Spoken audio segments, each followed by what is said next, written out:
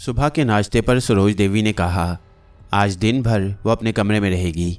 जब उस पर ऐसा दौरा पड़ता है तो दूसरे दिन वो बहुत कमज़ोरी महसूस करती है।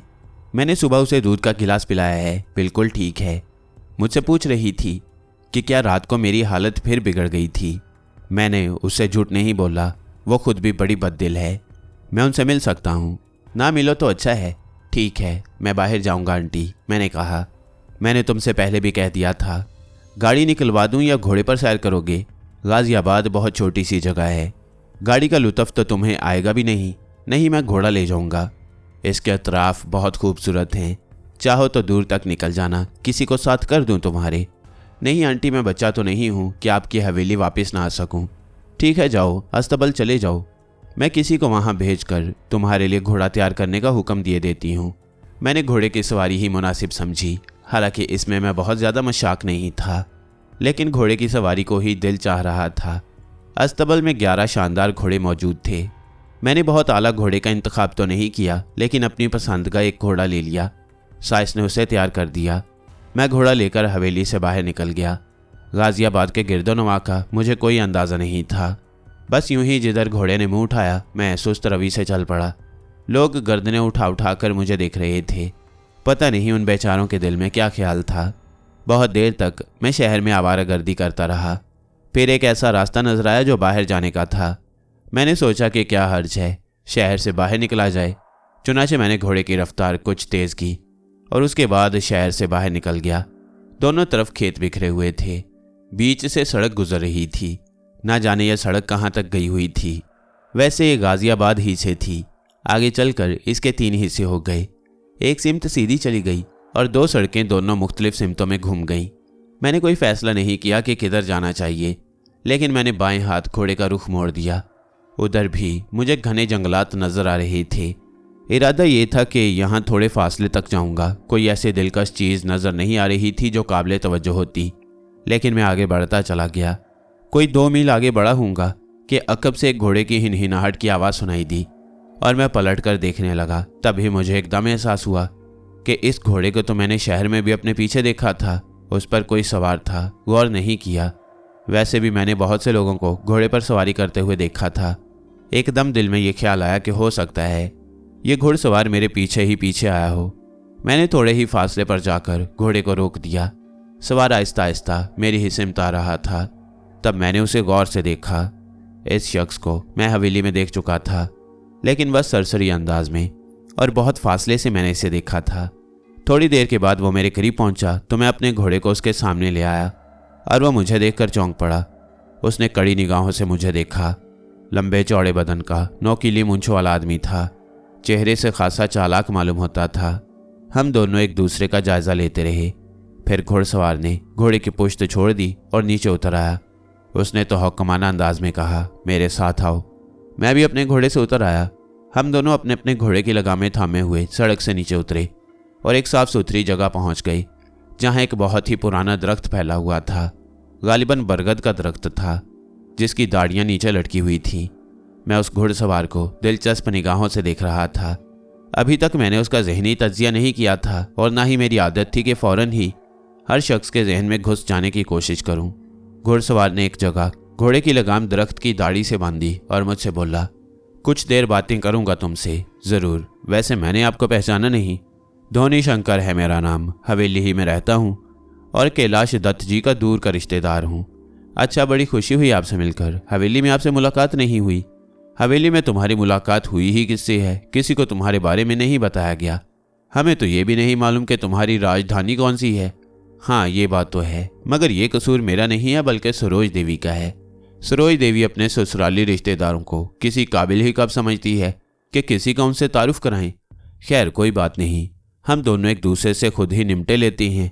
तो मुझे बताओगे कि तुम कहाँ के प्रिंस हो? नहीं, मैंने मुस्कुराते हुए जवाब दिया और वह मुझे घूरने लगा। क्या मतलब? मतलब ये कि मैं तुम्हें नहीं बताऊंगा कि मैं कहाँ का प्रिंस हूँ। कहीं के हो भी या नहीं, ये भी नहीं बताऊंगा, मैंने जवाब दिया। गोया तुम मुझसे ताउन नहीं करोगे। मिस्टर धोनी शंकर, भला मैं आपसे ताउन क्यों करूंगा? इसकी क्या वजह हो सकती है? आप हैं कौन? मैंने तो वैसे भी कभी आपसे तारुफ हासिल नहीं किया। देखो बेटा, बात दरअसल ये है कि यहाँ हवेली के हालात बहुत ख़राब चल रहे हैं। सब एक दूसरे पर शक करती हैं। सबके जहन में एक दूसरे के लिए ना जाने क्या क्या ख्यालात हैं। तुम बीच में आप फंसे हो। मैं तुम्हें सिर्फ ये बताना चाहता हूँ कि कहीं कोई नुकसान न उठा बैठना। कैसा नुकसान धोनी शंकर जी? कुछ भी हो सकता है, जान भी जा सकती है। क्या हवेली के हालात इतने ही खराब हैं? लगते तो ऐसे ही हैं। अब तुम ना समझ पाओ तो दूसरी बात है। दरअसल हम लोगों के दिलों में एक ख्याल और भी है। कहीं ऐसा तो नहीं है कि सरोज देवी तुम्हें रीता के लिए लाई हो? रीता के लिए क्या मतलब? मेरा मतलब है तुम्हारी शादी उससे करना चाहती हो। अगर ऐसा है धोनी शंकर जी तो आपको क्या एतराज़ हो सकता है? एतराज़ हो सकता है बेटा। औरत के दिमाग पर भरोसा नहीं किया जा सकता। तुम कौन हो, तुम्हारा खानदान क्या है, तुम रीता की ज़िंदगी के मालिक बन सकते हो या नहीं, इसका फैसला करना बहुत से लोगों का काम है।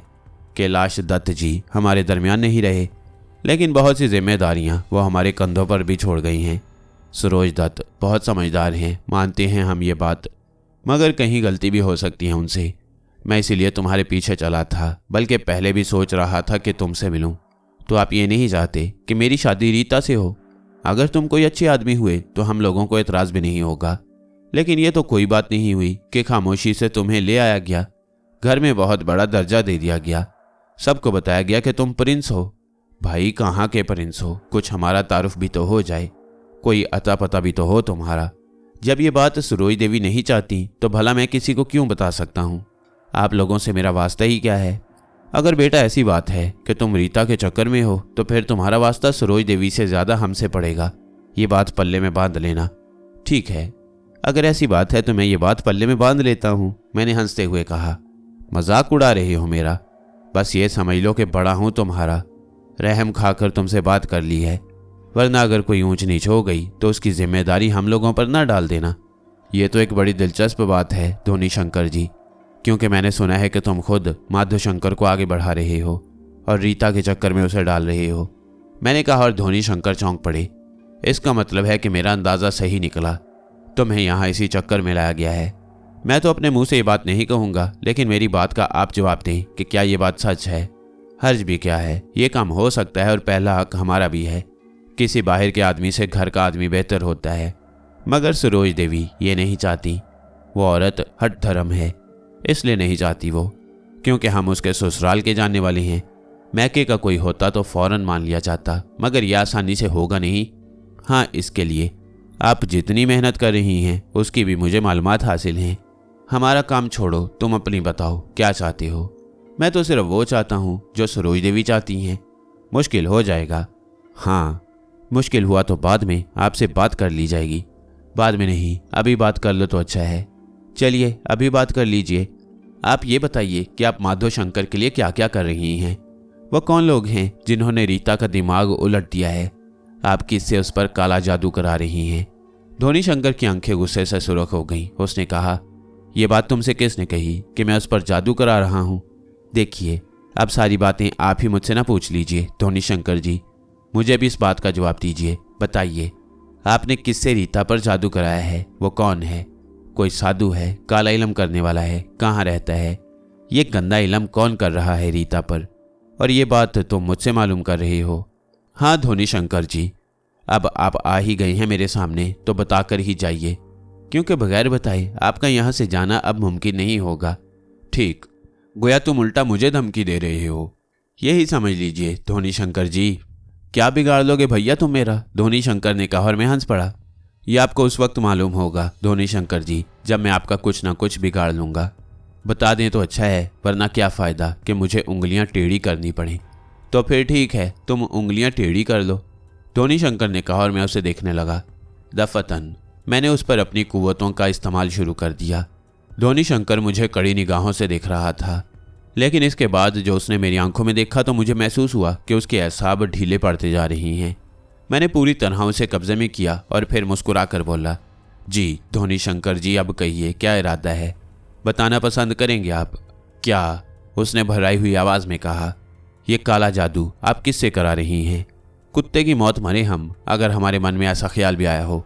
हम किसी से जादू वादू नहीं करा रहे, हमने तो बस यही सोचा था कि वो माधो गधा अगर रीता से शादी करने में कामयाब हो जाए तो कैलाश दत्त जी की सारी दौलत हमारे कब्जे में आ जाए।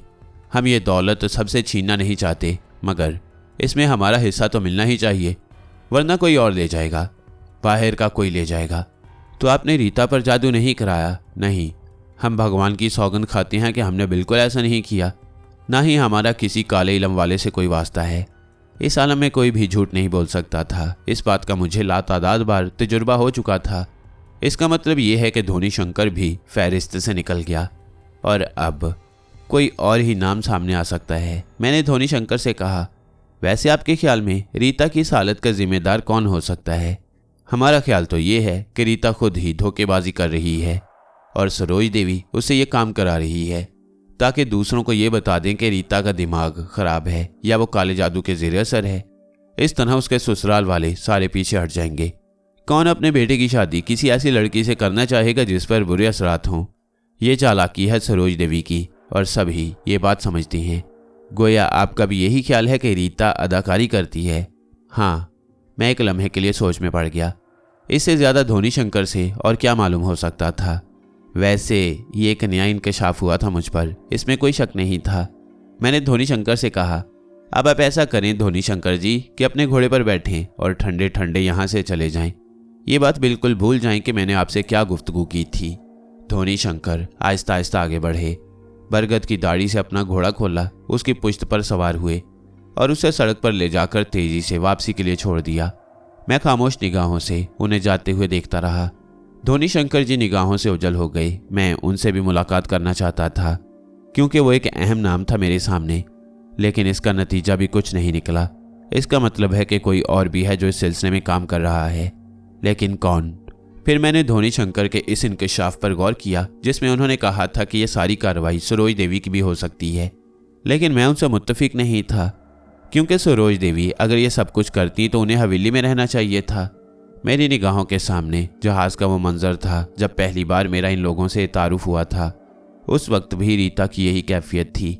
ये मसला तो इस शक्ल में गलत हो जाता था क्योंकि वहाँ तो कोई ऐसा नहीं था जिसे सरोज देवी या रीता सब कुछ दिखाना चाहती हूँ।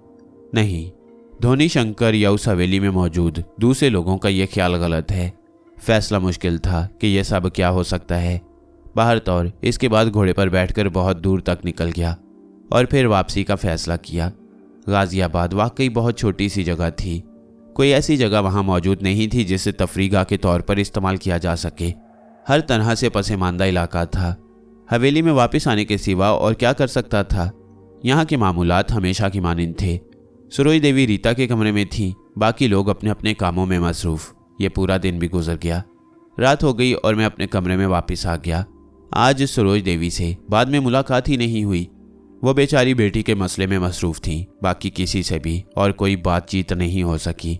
रात हो गई और रात यहाँ खासी दिलचस्पियों का बायस होती थी। उस वक्त भी रात के तकरीबन 11:15 बजे थे। मैं ना जाने किस ख्याल के तहत अपने कमरे से निकलकर हवेली के बाग में आ गया। वैसे यह हवेली कदीम तर्ज की बनी हुई थी और देखने ही में काफ़ी पुरस्कार मालूम होती।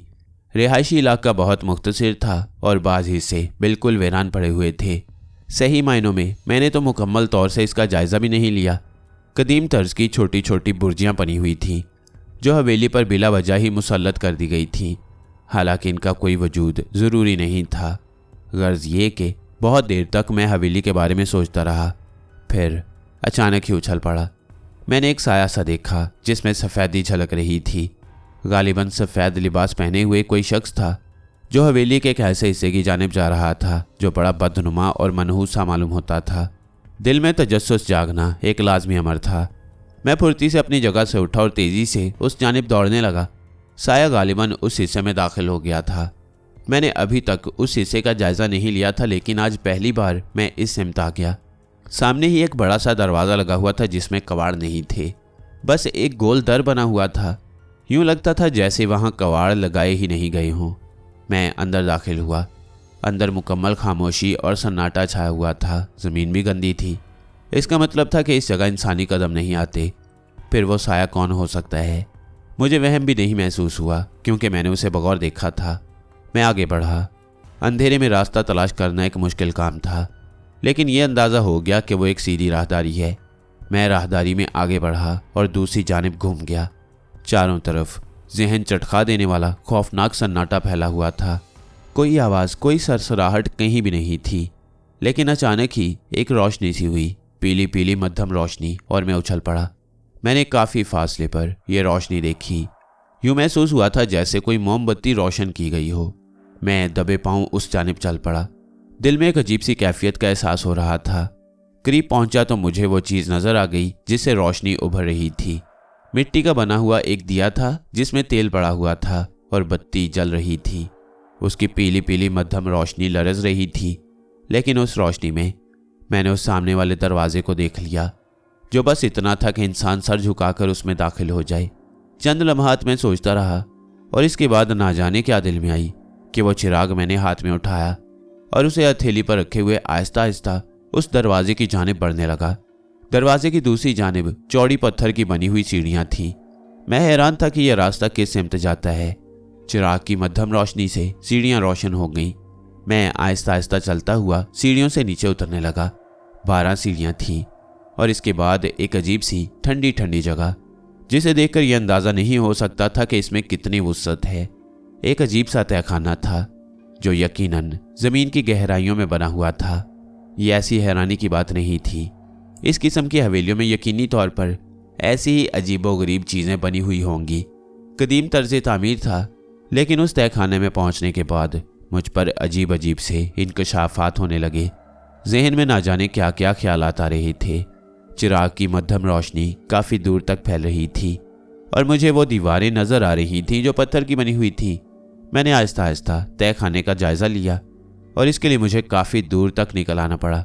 एक सिमत एक बड़ी सी स्याह रंग की मूर्ति रखी हुई थी, जो गालिबन काली देवी का मुजस्मा था। ज़मीन पर बहुत सी अजीबोगरीब चीज़ें पड़ी हुई थीं, कहीं कपड़ों का ढेर, कहीं लकड़ी के छोटे छोटे टुकड़े। कुछ और आगे बढ़ा तो मुझे पत्थर की सिल्लें नजर आईं, जिन्हें देखकर कब्रों का सा एहसास होता। ना जाने क्या मसला है, ना जाने कैसी जगह है ये। फिर एक पत्थर की सिल पर एक बड़ा सा प्याला रखा हुआ देखा, गालिबन लकड़ी का बना हुआ प्याला। उसके करीब पहुंचा तो प्याले में मुझे पानी भरा हुआ नजर आया, लेकिन ये पानी जर्द रंग का था और उससे हल्की हल्की बदबू उठ रही थी। मैंने उसे बहुत करीब से देखा, लेकिन यह अंदाज़ा नहीं लगा सका कि यह कैसा पानी है। माहौल इतना पुरस्कार था कि मेरे रोंगटे खड़े हो रहे थे। फिर अचानक ही मुझे दहशत के आलम में घूम जाना पड़ा। बिल्कुल ऐसा महसूस हुआ जैसे लोहे की कोई जंजीर सरसराई हो। मैंने फटी फटी निगाहों से उधर देखा, लेकिन कोई अंदाज़ा नहीं हो सका। चिराग की रोशनी जहां जहां तक फैल रही थी, बस वो जगह रोशन थी।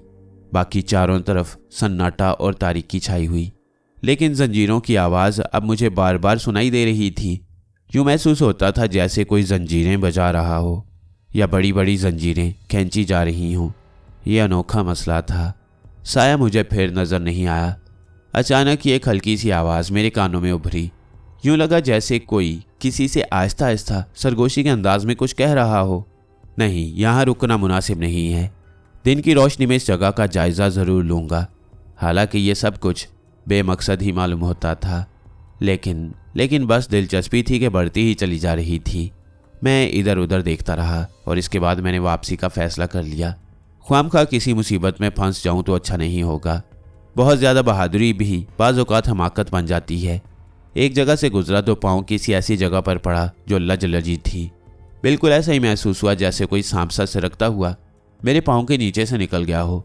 करीब था कि दहशत में मेरे हलक से आवाज़ निकल जाती, लेकिन मैंने उस आवाज़ को रोका और तेज़ी से दरवाजे की जानिब बढ़ा। बढ़ते हुए चिराग की लो लरजने लगी। मुझे खौफ महसूस हुआ चिराग बुझ ना जाए। बिल्कुल यही लग रहा था कि अभी इधर उधर से कोई ना कोई हाथ निकलेगा और मुझे दबोच लेगा। ये बहुत से ऐसे अफराद जो सरगोशियाँ कर रही हैं मेरे ऊपर छलांगे लगा देंगे। बड़ी हमाकत हुई तन्हा यहाँ आकर। इन चक्रों में नहीं पड़ना चाहिए। मेरा बदन पसीने से तरबतर हो रहा था। बमुश्किल तमाम मुझे वो सीढ़ियाँ नजर आईं और मैं तेज़ी से चढ़ता हुआ ऊपर आ गया। चिराग को मैंने अब भी संभाले रखा था। ये इस वक्त मुझे रास्ता दिखाने में मुआवन साबित हो सकता था, वरना मुश्किल पेश आ जाती। फिर एक और अनोखी बात हुई। जब मैं उस जगह पहुंचा जहां से मैंने चिराग उठाकर हाथ में लिया था, तो अचानक चिराग की लौ बुझते ही मुझे एक अजीब सी बदबू का एहसास हुआ और ये बदबू दिमाग चकरा देने वाली थी। चुनाचे मैंने जल्दी से चिराग ज़मीन पर फेंक दिया और इसके बाद मैंने एक लंबी छलांग लगाई और दौड़ता हुआ बाहर बाग में निकल गया। कैफियत इतनी ख़राब हो रही थी कि मुझे खुद ही अजीब सा एहसास होने लगा। हमाकत, बिल्कुल हमाकत, बेवकूफ़ी, बिल्कुल बेवकूफ़ी, मैंने दिल ही दिल में सोचा। और इसके बाद मैं अपने कमरे में दाखिल हुआ और दरवाज़ा अंदर से बंद कर लिया। मैं बिस्तर पर लेट गया। पूरा बदन साएं साएं कर रहा था। जो वाक़यात मुझ पर बीत चुके थे वो दिल दहला देने वाले थे। बिलाशुबा अब तक जो कुछ हुआ था उनमें बाज़ वाक़यात बड़े सनसनीखेज थे, लेकिन ये सब कुछ समझ में नहीं आ रहा था। वो तहखाना और वो सब कुछ जो वहाँ पेश आया, ये रात मेरे लिए हौसले पुष्ट कर देने वाली थी। और इस रात मुझे ये फैसला यकीनी तौर पर करना था कि अब हवेली में मेरा रहना मुनासिब है या नहीं। बहुत सी ऐसी बातें हो गई थी जिनकी बिना पर अब बदल सा हो गया था। सरोज देवी मुझे अपने साथ ले आई थी। अब तक उनका रवैया बहुत अच्छा था, लेकिन ये भी हो सकता है कि उनके जहन में कुछ और ख्याल भी आ जाए। मेरे बारे में सोचने लगे कि मैं मुफ्त खोरा हूँ जो उनकी हवेली में आकर पड़ गया हूँ और अब बिला वजह की अदाकारी करके अपना पेट पाल रहा हूँ। हालांकि ये बात सिर्फ मैं जानता था कि मेरी वुसअतें कितनी हैं। अपने तौर पर मैं आराम से ज़िंदगी गुजार सकता था और कोई उलझन नहीं थी। ये सब कुछ दरअसल मेरी समझ में नहीं आ रहा था। जिस हद तक अपना तजिया किया जा सकता था उसमें बिलाशुबा आम लोगों से मुख्तलिफ सलाहियतें थी मेरी, लेकिन उन सलाहियतों को किसी ऐसे मसले के खिलाफ इस्तेमाल करना बिल्कुल नहीं जानता था। और फिर यह ज़रूरी भी नहीं था कि काले इल्म का तोड़ भी मेरे पास मौजूद हो। छोटे छोटे मामलात में कामयाबी हासिल हो गई थी। सबसे बड़ा मामला जगराजन राज का था जिसे मैंने शिकस्त दे दी, लेकिन ये हिंदुस्तान था और जगराजन राज के बारे में मुझे कम से कम ये ज़रूर मालूम हो चुका था कि वो साहिब इल्म है। मतलब ये कि काला जादू जानता है, लेकिन ज़्यादा जानता है ये नहीं कह सकता था। अंग्रेज़ों को अपने शोबदों से बेवकूफ़ बना लेना एक अलग काम था, और दर हकीकत ये सब कुछ बिल्कुल ही मुख्तलिफ नहीं। दाल गलेगी नहीं। अब तक कुछ भी नहीं कर सका हूँ सिवाय बिला वजह के इधर उधर हाथ पाँव मारने के, तो फिर क्या करना चाहिए। रात तकरीबन इन्हीं ख्यालात में बीत गई। अलबत्ता और कोई ऐसा अहम वाक़या पेश नहीं आया जो काबिल तवज्जो होता। दूसरे दिन तकरीबन 10:30 बजे तक बिस्तर पर पड़ा रहा। सरोज देवी खुद ही मेरे पास आई थी। खैरियत तो है? नाश्ता भी नहीं किया। मुलाजमा देखने आई थी, बताया कि सो रहे हो। तबीयत कैसी है? ठीक हूँ। कोई ख़ास बात ज़रूर है? नहीं, कोई ख़ास बात नहीं है। रात को बहुत देर से नींद आई। रीता देवी का क्या हाल है? ठीक है, बहुत बेहतर हालत में है, लेकिन कमज़ोरी बेहद महसूस कर रही है। ऐसा हमेशा ही होता है जब उसकी ये कैफियत हो जाती है। मेरा मतलब है इस हद तक जिस हद तक तुम देख चुके हो, तो वो 2 दिन तक शदीद कमज़ोरी का शिकार रहती है। वैसे इस बार तब्दीली का इजहार कर रही है। कैसी तब्दीली? कह रही थी कि जो कुछ पहले हो जाता था वो नहीं हुआ, बल्कि कैफियत निहायत बेहतर रही और बहुत जल्दी वो अपने आप को दुरुस्त कर लेगी। मैं समझती हूँ ये तुम्हारी वजह से हुआ है आकिल, लेकिन मगर एक शिकायत है तुमसे। क्या आंटी? मैंने सवाल किया। अपने बारे में कुछ बता तो दो, मुझे थोड़ा सा सुकून तो हो जाए। क्या मैं इसकी हकदार नहीं हूँ? नहीं आंटी, क्यों नहीं, मगर मैं क्या बता दूँ आपको अपने बारे में। तुम इन अलूम के बारे में क्या जानते हो और मेरी किस हद तक मदद कर सकते हो?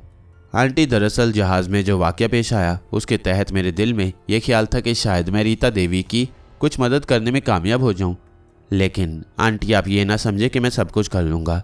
आपको ये अंदाज़ा हो चुका है कि मैं अपने तौर पर कोशिश कर रहा हूँ, लेकिन अभी तक कामयाब नहीं हो सका। ये नहीं पता चला सका कि रीता देवी पर यह गंदा इल्म कराने वाला कौन है, भगवान ही जाने। बहरहाल अब क्या किया जा सकता है। तकदीर में जो कुछ लिखा है वो तो पूरा होकर ही रहेगा। मेरा दिल खुद घटता रहता है। आंटी, मेरी दिली ख्वाहिश है कि आपके काम आऊँ, लेकिन हो सकता है ये सब कुछ मेरे बस से बाहर हो जाए। अगर आप बुरा ना माने तो मैं आपसे ये कहना चाहता हूँ कि मैं यहाँ से जाने का ख्वाहिशमंद हूँ। मेरे इन अल्फाज पर सरोज देवी ने चौंक कर मुझे देखा। फिर उनकी आंखों में आंसुओं की नमी आ गई। तुम्हारी मर्जी है, मैं तुम्हें रोक नहीं सकती आकिल, लेकिन तुम्हारे आ जाने से ना जाने क्यों दिल को एक ढारसी हो गई थी। जाना तो तुम्हें है, मेरी आरजू थी कि कुछ दिन रुकते फिर चले जाते। दरअसल मुझे इस बात से शर्मिंदगी है आंटी कि मैं अभी तक आपके लिए कुछ नहीं कर सका। मैं खुद अपने लिए कुछ नहीं कर सकती तो तुमसे क्या तवक्को रख सकती हूँ। लेकिन तुम्हारा रहना मुझे पसंद था। हो सके तो कुछ दिन और रुक जाओ, वरना मैं तुम्हें रोकने का कोई हक नहीं रखती। थोड़ी देर के बाद सरोज देवी चली गई, लेकिन मेरे लिए सोचने को बहुत कुछ था। नाश्ता करने को भी जी ना चाहा। चाय की एक प्याली पी और उसके बाद ना जाने क्यों दिल में ये ख्वाहिश बेदार हुई कि बाहर निकल जाऊं, और इसके लिए मुझे कोई दिक्कत पेश नहीं आई। अस्तबल से घोड़ा लिया और उसकी पुश्त पर बैठकर चल पड़ा। जहन में ख्यालात का तूफान था और दिल बहुत से फैसले कर रहा था। सरोज देवी बिलाशुबा मुखलिस खातून थी, लेकिन मेरा यहाँ बहुत ज़्यादा रुकना अब बेकार है। मुझे यकीन हो गया कि रीता के सिलसिले में मैं कुछ नहीं कर पाऊंगा। वह बहुत बड़े जाल में फंसी हुई है। शहर से बाहर निकल आया। वही जानी पहचानी सड़क सामने थी जिस पर एक दिन पहले आ चुका था। दिमाग में धोनी शंकर का ख्याल भी आया। दूसरे लोग भी जहन में आए। पता नहीं कौन कमबख्त जो इन लोगों के पीछे पड़ा हुआ है। अभी तक तो कोई अंदाज़ा ही नहीं हो सका था। सड़क का वो हिस्सा आ गया जहां वो 3 शाखों में तब्दील हो जाती थी। थोड़े ही फासले पर मैंने एक छकड़ा जाते हुए देखा जिस पर सब्जी लदी हुई थी। मैं उसके पीछे ही पीछे चल पड़ा। ये सीधी सड़क पर जा रहा था। कुछ देर के बाद मेरा घोड़ा छकड़े के करीब पहुंच गया। छकड़े के सामने वाले हिस्से में एक बूढ़ा आदमी बैठा हुआ था। जिस्म पर ढीला ढाला लिबास था, हाथ में लकड़ी थी और वो खामोशी से सामने निगाहें जमाए छकड़ा हाँक रहा था। घोड़ा उसके करीब पहुंच गया और मैं उसके साथ साथ चलता रहा। बूढ़े ने गर्दन घुमाकर एक बार भी मुझे नहीं देखा। तब मैंने ही उसे मुखातिब किया, कहाँ जा रहे हो बड़े मियाँ? मेरे इन अल्फाज पर बूढ़े ने गर्दन घुमाई और सर्द लहजे में बोला, शादरा। कितनी दूर है शादरा यहाँ से? काफ़ी दूर है, मगर तू मेरे साथ साथ क्यों चल रहा है? मुआफ़ करना, बस ऐसे ही इधर सैर करने निकल आया। पागल दीवाना है, बेवकूफ़ है। बूढ़े ने गर्दन झटक कर कहा और सामने निगाहें जमा दी। मैं हैरान हो गया। इसीलिए तो कह रहा हूँ कि बेवकूफ़ है, दुनिया को जानने निकला है। अरे क्या बिगाड़ सकता है तू इन सब का?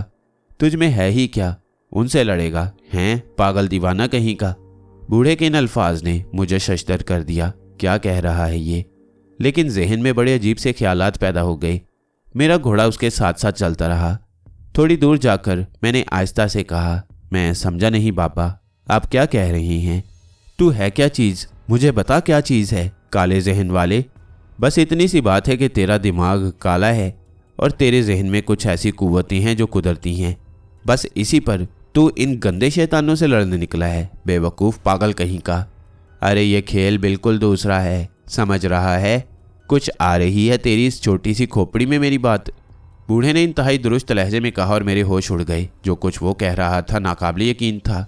वो मुझे कैसे जानता है? बूढ़ा शख्स मेरी निगाहों में बेहद पुरस्कार हो गया। घोड़े पर उसके पीछे चलते हुए मेरे जहन में अजीब अजीब से सवालात आ रहे थे।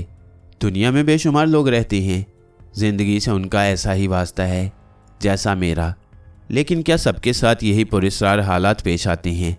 इस दुनिया के रहने वाले मेरी तरह तो नहीं हैं। और फिर जो कुव्वत मेरे जहन में कुदरती तौर पर मौजूद थी उसका जिम्मेदार मैं तो नहीं था।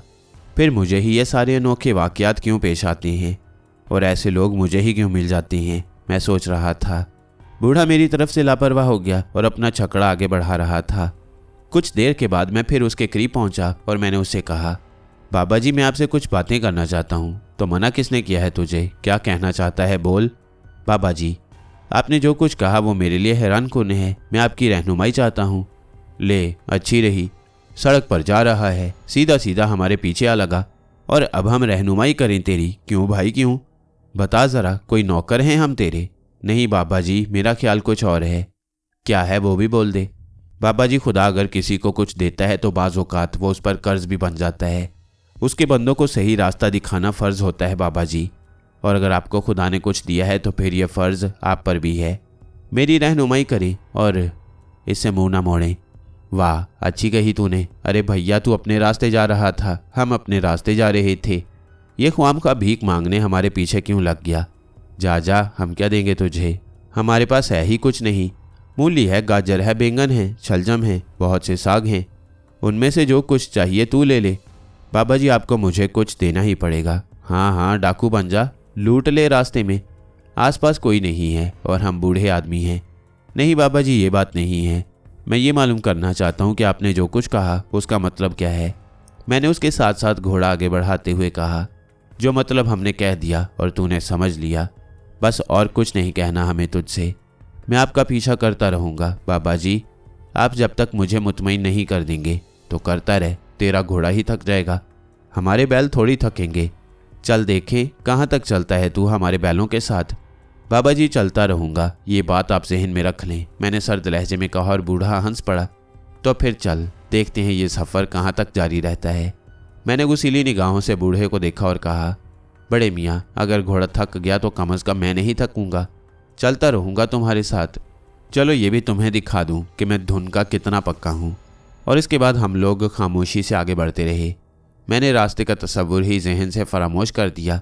ये बात तय थी कि बूढ़ा बड़ी शख्सियत है और जिसने ये सारी बातें कही हैं वो मामूली नहीं हो सकता, चुनाचे उससे कुछ ना कुछ मिल ही सकता है। काफ़ी फासला खामोशी से तय हुआ और इसके बाद बूढ़ा अचानक हंस पड़ा। अड़ियल है, अड़ियल घोड़े की तरह।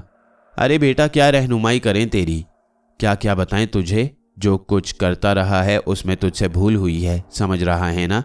देख कुदरत इंसान को बहुत कुछ दे देती है, लेकिन इस बहुत कुछ का इस्तेमाल सबसे बड़ी चीज़ है।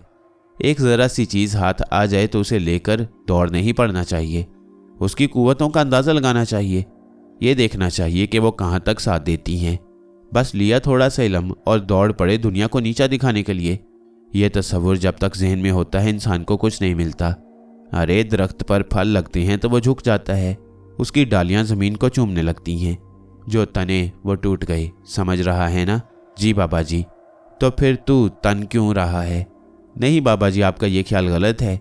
यहाँ मैं आपसे बिल्कुल इत्तफाक नहीं करूँगा। मेरे दिल में गरूर की कोई ऐसी कैफियत कभी पैदा नहीं हुई।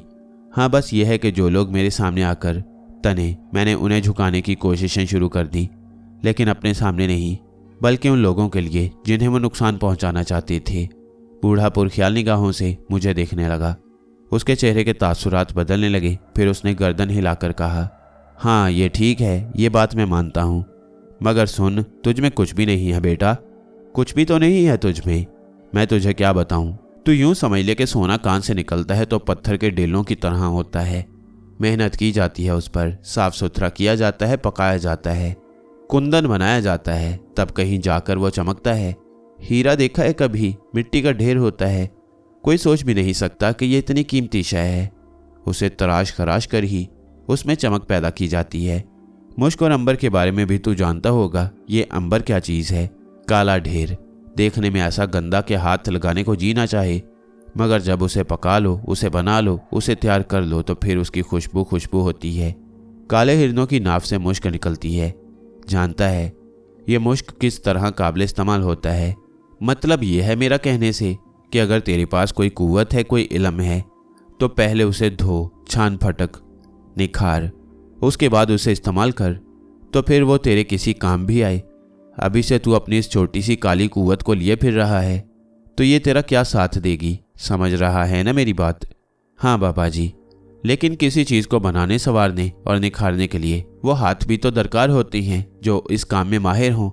जुबान तो तेरी कैंची की तरह चली है, कुतर कुतर कुतर कुतर, बूढ़े ने कहा और हंस पड़ा। मैंने गलत तो नहीं कहा है बाबा जी। हाँ कहा तो सही है तूने, सुन लिया हमने। तो बस इसी के लिए मैं आपकी मदद चाहता हूँ। अरे चल चल, कोई ठेका है हमारे पास वक्त नहीं है, भाग जा, दफा हो जा, बूढ़े ने कहा और छकड़े की रफ्तार तेज कर दी। मैं हंसता हुआ उसके पीछे लगा रहा। बिलाखिर बूढ़ा अपनी मंजिल पर पहुंच गया। खंडरात थे जो जा बजा बिखरे हुए थे, ना जाने कौन सा इलाका था। मैंने तो रास्ते का तयन भी नहीं किया था। छकड़ा उन खंडरात में जाकर रुक गया। चारों तरफ फूका आलमतारी था, आसपास कोई नहीं था, बस वीराने थे, पत्थरों की ढेरियां थीं, टूटे फूटे खंडरात थे जिनके दरमियान किसी इंसान का कोई वजूद नहीं था। बूढ़े ने वहां जाने के बाद छकड़ा रोक दिया, बैलों को खोला, उन्हें एक तरफ हाँक दिया और इसके बाद गाड़ी से सब्जियों का ढेर निकालने लगा। पत्थर की एक चौड़ी सिल पर वो जगह जगह ये ढेर नफासत से रख रहा था। मैं आगे बढ़ा और मैंने उसकी सब्जियां उठाकर नीचे रखना शुरू कर दी। बूढ़ा हंसने लगा। ठीक है, खुशामद किए जा हमारी, मगर हमने जो कुछ कह दिया है वो कह दिया। हमारे पास कुछ नहीं है, कुछ नहीं दे सकते तुझे, कुछ भी नहीं दे सकते। ठीक है बाबा जी, मैं आपसे कुछ नहीं मांगूंगा, लेकिन जो कुछ मैं कर रहा हूँ वो तो मुझे करने ही दें। और हाँ सुनिए, यहाँ आप इन सब्जियों का क्या करेंगे? बेचेंगे इन्हें, और क्या करेंगे? कौन खरीदेगा यहाँ? ले, तुझे क्या, कोई ना कोई तो खरीद ही लेगा। मैंने हैरान निगाहों से चारों तरफ देखा, मगर आसपास किसी इंसान का वजूद नहीं था, ना ही कोई आबादी दूर दूर तक नजर आती थी। मगर मैं खामोश ही रहा। मुझे यह अंदाज़ा हो गया था कि बूढ़ा यकीनी तौर पर कोई बहुत बड़ी चीज़ है। उसने सब्जी करीने से लगाई और इसके बाद गहरी सांसें लेता हुआ बोला, भाग जा, हमारे ग्राहक नहीं आएंगे हमारे पास, भाग जा, बिला वजह हमारी दुकानदारी खराब करवा रहा है।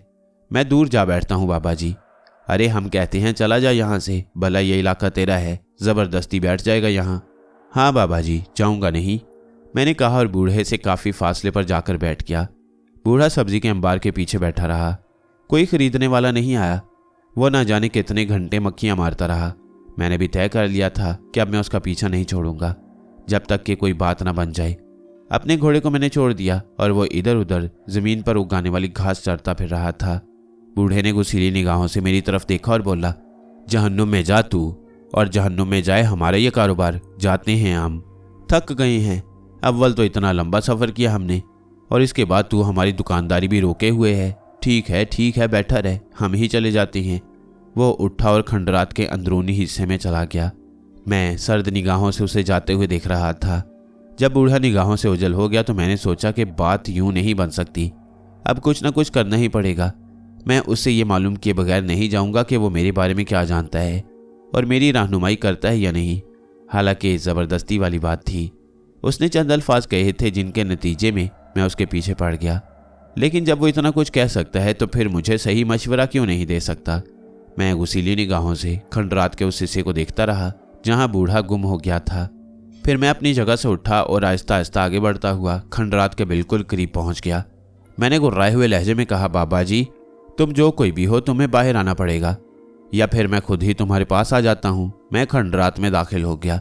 बूढ़ा जिस जगह से अंदर पहुंचा था वहां से दाखिल होकर मैं खंडरात के मुख्तलिफ हिस्सों में उसे तलाश करता रहा, लेकिन बूढ़े का कहीं नामो निशान नहीं था। बहुत देर तक मैं खंडरात में चकराता रहा और जब वो नहीं मिला तो थक कर पत्थर की एक सिल पर बैठ गया। चारों तरफ वीरानी और सन्नाटे का राज था। इतनी गहरी खामोशी और सकूत छाया हुआ था वहां कि सांस लेने की आवाज़ तक साफ सुनाई दे रही थी। मेरी वहशतें अरूज पर पहुंच गईं और फिर मैंने बूढ़े को जहनी तौर पर तलाश किया। मेरी दिमागी आंखें उसे कोने खुदरों में ढूंढती रहीं और वो जब भी नजर न आया तो मैंने गुर्राए हुए लहजे में कहा, बाहर आओ, बाहर आ जाओ, तुम्हें बाहर आना चाहिए। तुम जहां कहीं भी छुपे हो, बाहर आ जाओ।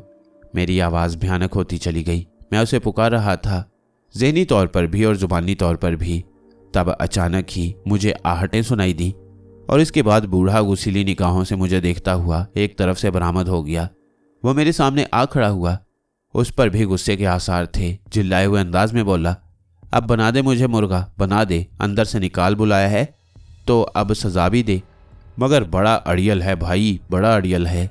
लड़ सकता है, तू यकीनन लड़ सकता है, मगर बेवकूफ़ है। पहले ही कह दिया था मैंने तुझसे कि बेवकूफ़ ज़रूर है तू। अरे सांप लगा लिए हैं तूने अपने पीछे, अजधे लगा लिए हैं। ऐसा डसेंगे कि तू पानी नहीं मांगेगा। क्यों अपनी जान के पीछे पड़ गया है? बोल क्या करें हम? क्यों हमें रस्सा बांधकर बाहर खींच लिया है? बोल बता क्या करना है अब हमें? मुझे ये बताओ कि जिन हालात से मैं गुजर रहा हूँ उसका नतीजा क्या होगा और मुझे इनके लिए क्या करना चाहिए? क्या बताएं हम? सुन, तुझे एक बार समझा दिया कि तेरे दिमाग में काली कुव्वतें पोशीदा हैं। ये कुदरती हैं। खुदा ने तुझे बड़ा सरमाया दिया है, लेकिन हर एक से अड़ना ठीक नहीं होता। भला क्या पड़ी तुझे इस चक्कर में पड़ने की? बोल बता, जवाब दे। अपना रास्ता खोटा करके पीछा करके चला आया। तू जानता ही नहीं कि सब कुछ क्या है। अरे बड़ा नुकसान उठा जाएगा, समझ रहा है? बड़ा नुकसान उठा जाएगा। ये सारी चीज़ें बिल्कुल अलग होती हैं। दिमागी कुव्वतों से तू क्या कर लेगा? बोल बता क्या करेगा? तुझे तो ये भी नहीं पता कि वो कौन है। कौन है बोलो? बूढ़ा खामोश हो गया। यही तुमसे पूछना चाहता हूँ और ये भी पूछना चाहता हूँ कि इन कुव्वतों को जिला देने के लिए मुझे क्या करना चाहिए। सब कुछ हम ही से पूछ ले। फंस गए बुरी तरह फंस गए। अच्छा सुन, पहले इस मसले से निमट ले तू, बाद में जो तेरी तकदीर में होगा तुझे मिल जाएगा। तकदीर से ज़्यादा तो किसी को भी नहीं मिल सकता ना। लेकिन एक बात कान खोलकर सुन ले, फौरन ही हर काम में टांग मत अड़ा दिया कर। पहले बुजुर्गों का सहारा ले, जानने वालों से मालूमात हासिल कर। तेरी ये कुव्वतें तुझे फ़ायदा दे सकती हैं। बहुत से लोगों से आगे बढ़कर काम कर सकता है, मगर फिर ये दुनिया तेरे लिए नहीं रहेगी। सोच ले, उलझा हुआ है तू, फैसला करना पड़ेगा। बूढ़ा जुनूनी अंदाज में बोल रहा था। मैंने उसे घूरते हुए कहा, मुझे रीता के सिलसिले में क्या करना चाहिए बाबा जी? रीता? देख भाई, बात दरअसल ये है कि उसके पीछे काली कुव्वतें पड़ी हुई हैं। वो कौन है हमें बताने का हुक्म नहीं। जो कोई भी है उनसे छुटकारा पाना आसान नहीं होगा। गंदे इल्म हैं, गंदगी से दूर हो सकती हैं। अगर उन्हें पाकीज़गी से दूर किया जाए तो बड़ी मुश्किलात का सामना करना पड़ेगा। तू ऐसा कर के उसे अपने जाल में फांस ले। कैसे पापा जी? अरे लड़की है, खूबसूरत है, तू भी नौजवान है, मर्द है, उसे ऐसा कर अपने आप से मुतासिर कर ले और फिर उसे कलमा पढ़ा दे, मुसलमान हो गई तो समझ ले ये सारा झगड़ा ही खत्म। मेरा मुंह हैरत से खुल गया। मुंह बंद कर, मक्खी घुस जाएगी, बूढ़े ने कहा और बच्चों के से अंदाज में हंस पड़ा। मैं खामोशी से उसे देखता रहा। मैंने कहा, ये कैसे मुमकिन है? वो एक हिंदू खानदान से और उसकी माँ सरोज दत्त। जब माँ बेटी की हालत देखेगी तो खुद भी सोचेगी यही हो सकता है, वरना फिर बड़ा मसला हो जाएगा। और कोई हल है ही नहीं अभी, और किसी बड़े को हुक्म नहीं है। जब किसी बड़े को हुक्म ही नहीं है और ये बात किसी बड़े की है ही नहीं, तो फिर वो क्यों टांग अड़ाएगा? भाई तू यही कर, तुझे यही करना चाहिए। मगर बाबा जी, अगर मैंने उसे अपनी मोहब्बत के फ्रेब में फांस भी लिया तो बाद में उसका क्या करूँगा? सब कुछ वक्त ही कर देता है। जानता हूँ कि तेरे दिल में उसके लिए कोई जगह नहीं है, मगर ये तो करना ही पड़ेगा उसकी ज़िंदगी के लिए। बाद में सब ठीक हो जाएगा। जा, बस कह दिया तुझसे कि सब ठीक हो जाएगा, फिक्र मत कर। मैं खामोश निगाहों से बूढ़े को देखता रहा तो बूढ़े ने अचानक ही कहा, और तूने क्या समझा था? मुझे क्या समझा था तूने मुझे ताकत के जरिए बुलवाया है। अगर मैं ताकत इस्तेमाल करूं तो जानता है क्या होगा? नहीं बाबा जी, मैं आपसे कोई लड़ाई नहीं लड़ सकता। अरे जा जा, हमसे लड़ाई करके देख, नतीजा क्या निकलेगा। मगर छोड़, खैर तेरी ये बात हमें पसंद आई है। बड़ा अड़ियल है भाई, बड़ा अड़ियल है। अब जा बाबा, हमारी दुकानदारी होने दे। जा अपना काम कर। इससे ज़्यादा बात आगे बढ़ाई तूने तो देख अच्छा नहीं होगा। ख्वामखा मेहमान है, बाहर से आया हुआ है, झगड़ा होगा हमारा तुम्हारा और तुझे नुकसान पहुंच जाएगा। नहीं बाबा जी, आपसे अड़ने का तो मैं तसव्वुर भी नहीं कर सकता। बस यूं समझ लीजिए कि इंसानियत की भलाई के लिए मैं एक गैर धर्म की लड़की की मदद कर रहा हूँ। इससे ज़्यादा मेरा कोई मकसद नहीं है। इसमें मैंने आपका हिस्सा चाहा था। जो कुछ हमने कहा है बस वही कर ले, इसके अलावा हमारे दिमाग में और कोई बात नहीं आती। जा, अब जा भाई, बहुत देर हो चुकी है। जा, तेरे हाथ जोड़ते हैं हम। बूढ़े आदमी ने उसी तरह चिड़चिड़े अंदाज में कहा और मैंने अब वहाँ से वापसी ही मुनासिब समझी। घोड़े की पुश्त पर बैठा और घोड़ा वहाँ से मोड़ दिया। बूढ़ा फिर सब्जियों के अकब में बैठ गया। पता नहीं ये सब्जियां वो किसे फरोख्त करना चाहता था। फिर मैंने दोबारा पलटकर उस तरफ नहीं देखा। अब जबकि वहाँ से चल पड़ा था तो फिर पूरे वकार के साथ वहाँ से वापस ही आ जाना चाहिए था। लेकिन एक बात मेरे जहन में ज़रूर जमकर रह गई, वो ये कि बूढ़ा कोई बहुत ही पहुंचा हुआ दरवेश था। ऐसे लोगों से किसी किस्म की बुराई का कोई तसव्वुर भी नहीं किया जा सकता। बूढ़े का कहना सच था। मेरी फितरत में चिड़चिड़ापन ज़रूर था और जहाँ तबीयत में कुछ झिल्लाहट पैदा हो जाती वहाँ मैं बड़ी से बड़ी शख्सियत को नज़रअंदाज कर दिया करता। मुझे अपने आप पर हंसी आने लगी। बहुत कुछ समझ रहा था मैं खुद को। लंदन में ना जाने क्या क्या कार्रवाइयाँ करता रहा। अगर वहाँ थोड़ी सी कोशिश करता तो एक दरवेश की हैसियत से मशहूर हो सकता था। लेकिन बस इतना ही क्या कम था कि जगराजन राज को मैंने नाकों चने चबवा कर उसका सारा किया धरा ख़त्म कर दिया। पता नहीं जगराजन राज का क्या हुआ, उसका नाम फिर दोबारा सामने नहीं आया। मैं ही वहाँ से चल पड़ा, वरना हो सकता है कुछ और कार्रवाई होती। बाहर तौर इन झगड़ों में पड़ने की बजाय अब मैंने अपने लिए जो रास्ता मुंतखब किया था उसी पर अमल करना चाहता था। कोठी वापस आ गया। यहाँ का माहौल हमेशा की मानिंद था। घर के तमाम लोग खामोशी से इधर उधर आ जा रहे थे। मेरी जानिब किसी ने कोई ख़ास तवज्जो नहीं दी और मैं अपनी रिहाइशगाह में दाखिल हो गया। थक गया था। बिस्तर पर लेटकर इन हालात पर गौर करने लगा। अब क्या होना चाहिए?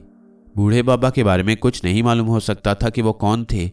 वहाँ उन खंडरात पर दोबारा जाने की कोशिश भी कर सकता था, लेकिन मुनासिब नहीं मालूम होता था।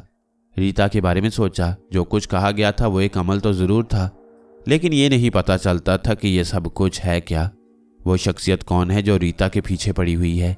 वैसे यहाँ मौजूद तमाम किरदार तो तकरीबन अपनी हैसियत जाहिर कर चुके थे। उन लोगों के दिलों में लालच ज़रूर था, लेकिन उनमें से कोई ऐसा नहीं था, या कम अज़ कम बज़ाहिर ऐसा ही नहीं था, जो इस कैफियत के पसे पर्दा हो या जो ये तमाम कार्रवाई कर रहा हो। इसका मतलब है कि कोई और ही मसला है जो आसानी से मेरे इल्म में नहीं आ सकता। लेकिन बुजुर्ग ने जो कुछ कहा था उस पर अमल करने के लिए मुझे अब क्या करना चाहिए? रीता बहुत अच्छी लड़की थी। इतने अरसे में मैं उसकी शख्सियत के बारे में काफ़ी अंदाज़ा लगा चुका था। मैंने इस अंदाज में उसकी जानिब कदम बढ़ाने की कोशिश नहीं की, लेकिन क्या यही अमल करना चाहिए मुझे? क्या ये मुमकिन हो सकेगा? एक बार दिल में फिर वही उड़ी उड़ी सी कैफियत बेदार हो गई। मुझे इन झगड़ों में पड़ने के बजाय यहाँ से निकल जाना चाहिए। बुजुर्ग ने दूसरी बात भी तो कही थी और दूसरी बात ये थी कि हीरे को जब तक तराशा न जाए उसमें चमक नहीं पैदा होती। मैं भी ना तराशीदा हीरा था। जो कुछ भी कुव्वतें थी मेरे अंदर, उनके इस्तेमाल का सही तरीका तक मुझे नहीं आता था। और यह भी दुरुस्त था कि कभी किसी बड़े से जाकर टकराया तो मुसीबतों का शिकार हो जाऊंगा। इससे बचना चाहिए। फिर यही फैसला किया कि रीता की बेहतरी के लिए उसकी जानिब मुतवज्जा होना ज़रूरी है। लेकिन बड़ा ही अजीब अमल था। मैंने तो ख्वाब में भी नहीं सोचा था कि मैं किसी हिंदू लड़की को अपने जाल में फांसकर मुसलमान बनाने की कोशिश करूंगा। बड़े मसाइल थे और मेरी समझ में नहीं आता था कि ये कैसे हल होंगे। उस शाम रीता से मुलाकात हुई। हैरानकुन तरीके से खुशगवार कैफियत की मालिक नजर आ रही थी। मुझे देखकर मुस्कुराई। उसकी आंखों में अजीब सा अंदाज था। मैं भी मुस्कुरा दिया। हेलो प्रिंस, उसने कहा। हेलो रीता जी, कहिए कैसी तबीयत है आपकी? बस ठीक हूँ। समझ में नहीं आता प्रिंस के ज़िंदगी को कौन सा रुख दिया जाए। आइए कहीं बैठेंगे, आपसे बातें करने को जी चाहता है। वह मुझे लिए हुए हवेली के मगरबी गोशे के एक हिस्से में जा बैठी, जहाँ से दूर दूर तक निगाह रखी जा सके। बैठने के बाद उसने मुस्कुराते हुए मुझसे कहा, बहुत कम लोग ऐसे होते हैं जिन्हें किसी दूसरे के मामलात में इस हद तक गहराइयों में उतरने का मौका मिले, और वो भी बेमकसद और बिला वजह। हालांकि हमारा और आपका तो धर्म भी एक नहीं है। कम से कम यही रिश्ता होता तो हम ये सोचते कि चलो कोई जो कुछ कर रहा है उसमें धर्म का रिश्ता तो है।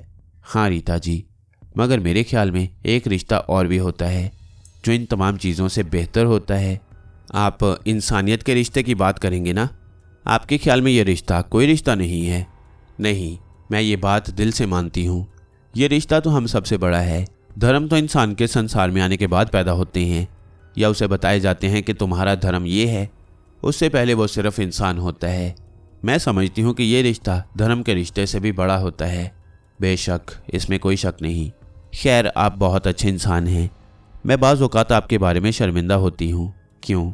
बस यही कि माताजी ज़बरदस्ती आपको वहाँ से ले आई थी, वरना आप ना जाने क्या कर रहे होते। वैसे आप हैरत अंगेज़ हैं मेरे लिए आकिल जी। सब कुछ छोड़े छाड़े बैठे हुए हैं। इखलाक की भी एक हद होती है। कितना वक्त गुजार लेंगे आप हमारे साथ?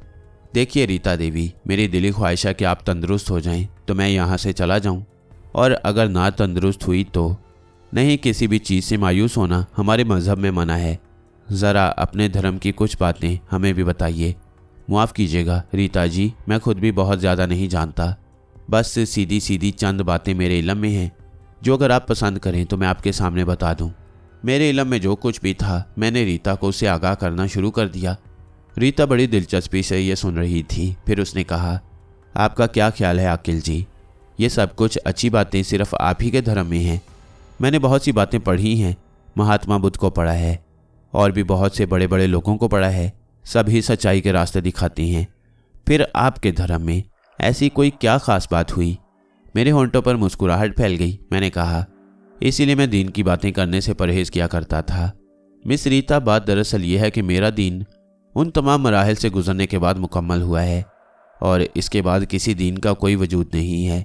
1,24,000 पैगंबरों ने वो तमाम बातें जो इंसानियत की फलाह के लिए थी इंसानों को बताईं।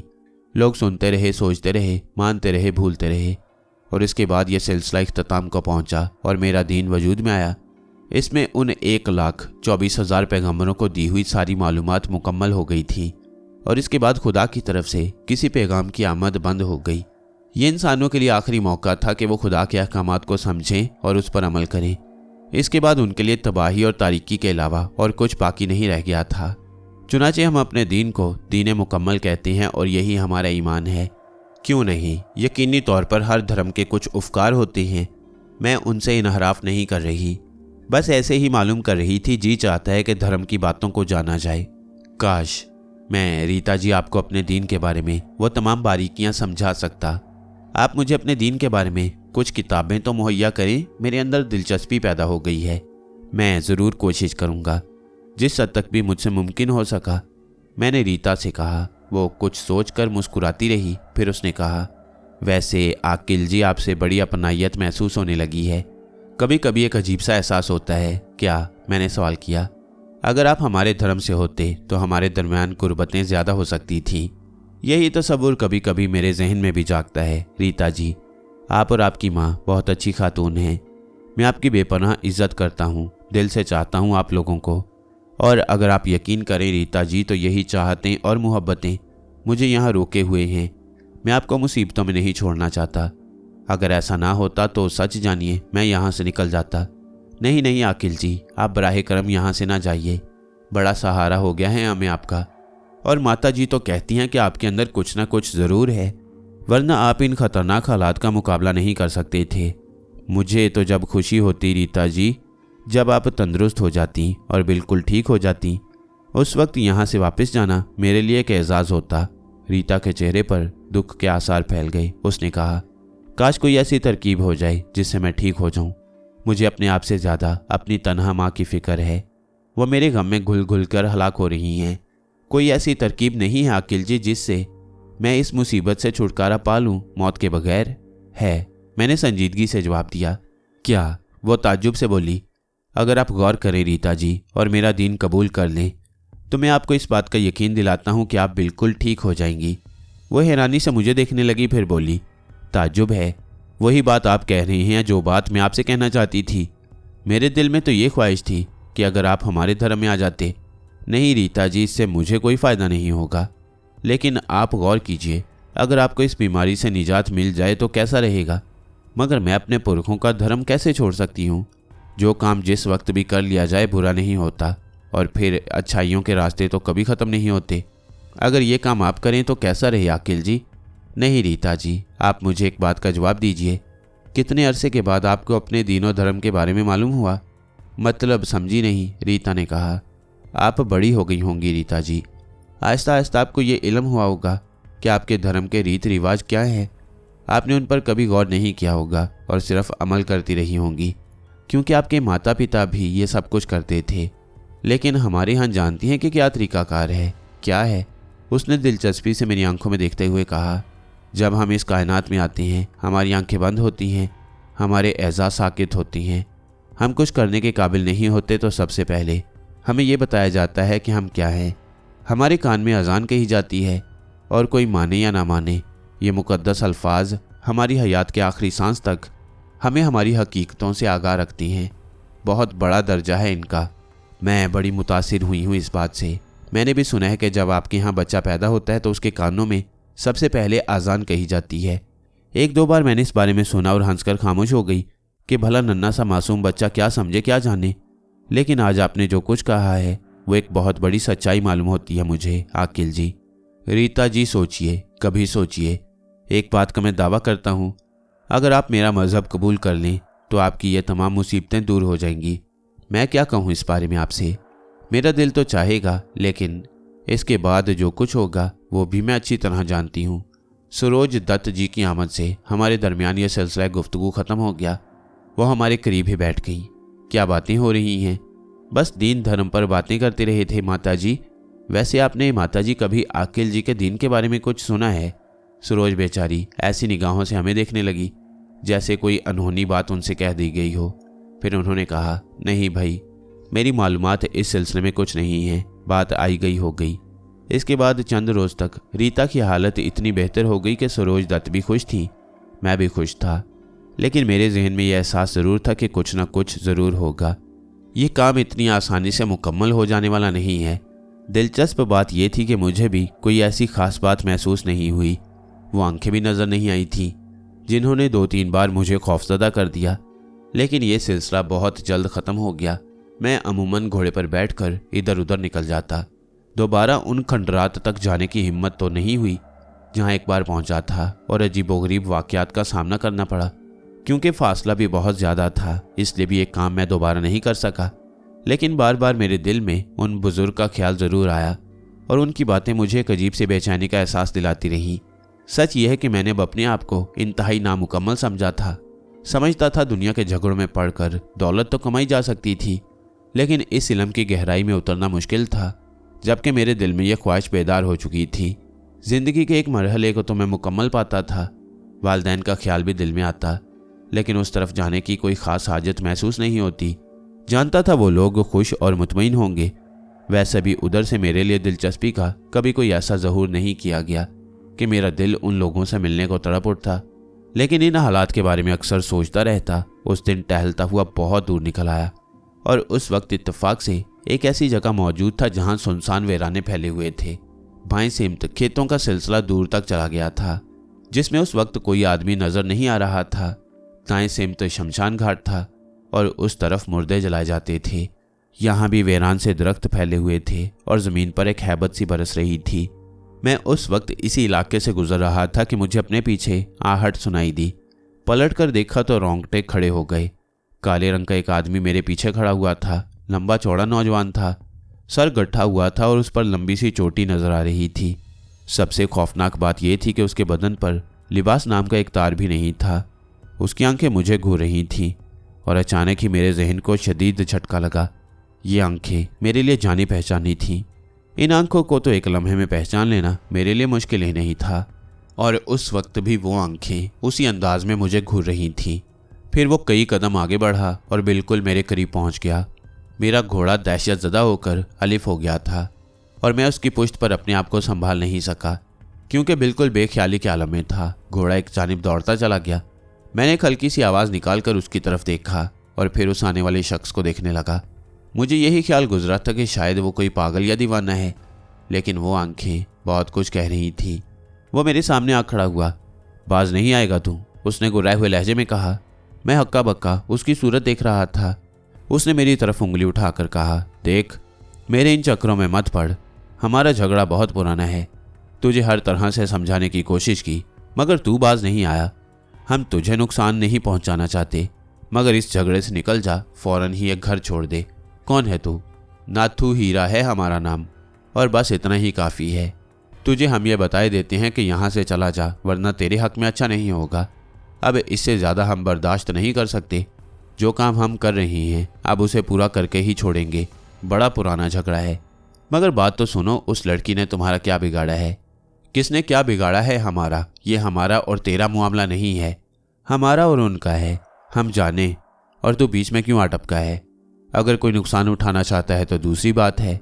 इसके बाद अगर तू वहां से ना निकल गया तो फिर तेरा हमारा सीधा सीधा झगड़ा खड़ा हो जाएगा, और पहले हम तुझी से निमट लेंगे। बस ये कहे देते हैं तुझसे, और कुछ नहीं कहेंगे। मगर सुनो तो सही, मैंने उसे कहा और वो पलटकर वापस चल पड़ा।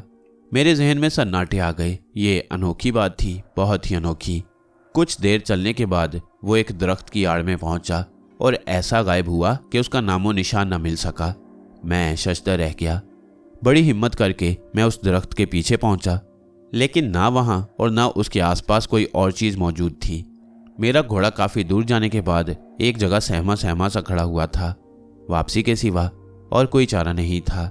चुनाचे में आहिस्ता आहिस्ता घोड़े को चमकारता हुआ उसके करीब पहुंच गया, और जैसे ही उसकी लगाम मेरे पास आई, मैं उछलकर उसकी पुश्त पर बैठ गया। और इसके बाद मैंने घोड़े को ऐसा सरपट दौड़ाया कि फिर हवेली आकर ही दम लिया। मेरा पूरा बदन पसीने से तर हो रहा था। ऐसा कोई शख्स बाहर नहीं मिला जिससे मुलाकात होती और जिसे मैं ये बात बता सकता, लेकिन रात को मेरी जुबान पर यह बात आ ही गई।